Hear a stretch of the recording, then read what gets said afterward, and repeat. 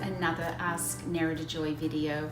I have a question here that I wanted to address today, and that was one that I get asked from a lot of esties all over the world, just saying that they come out of beauty school and they feel that they still cannot diagnose skin or analyze skin, and that they are really nervous in how to move forward on treating their client's skin without being able to just know sort of how to analyze someone's skin. So as I said in a previous video, that it's really important that you have that little list beside you, and so that you feel more confident. And the more that you can just force yourself to be professional, it's important to be aware of a lot of things. And that is, number one, have your nails at a decent length and that your nails should look nice. Number two, you have your hair tied back. And number three, you shouldn't be wearing jewelry when performing facials.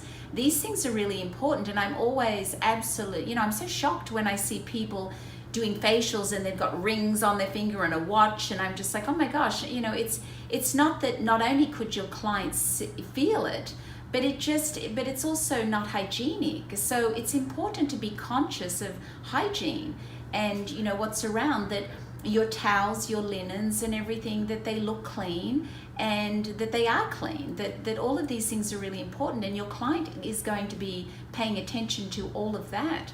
So once your client is on your table, then analyzing their skin and how you address it this gives you confidence. It gives you confidence in addressing them by their name, in shaking somebody's hand, which is what we have to do as a 5-star spa. It's important by Forbes standards, where you shake their hand, you call them by their last name, which of course is very formal, but it helps you stay a certain way. So I always say, don't get lazy with that. Like, always remember that your client is paying money to come and see you, and it's your job to help them, not just with making their skin better, but just help them, make them feel good as well, because it's all a reflection from the inside as well. So for you esties sort of starting out there, be conscious of everything in how you address your client when your client comes through the front door, in showing them how they are to dress. As I said to you before, I always say,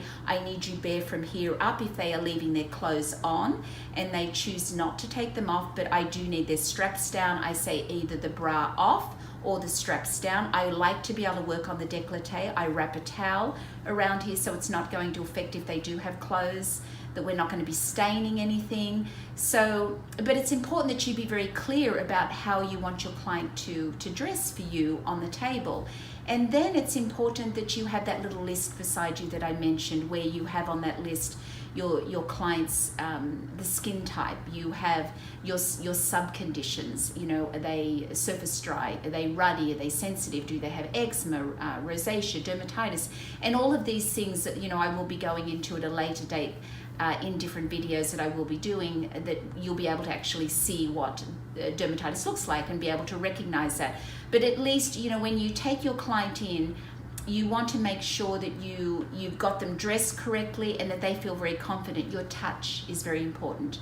The more you go like this on someone's face, the more it doesn't feel so professional. You want to be firm. You don't want to move your hands too much. If you need to get something, it's fine. You can hold the client's head. You can grab it with that hand.